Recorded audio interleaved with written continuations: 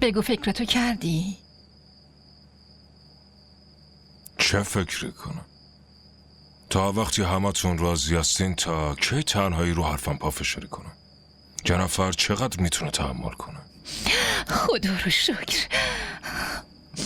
برای خوشبختی یه دخترت خدا رو شکر میکنه. بهتره به اون یکی هم فکر کنه.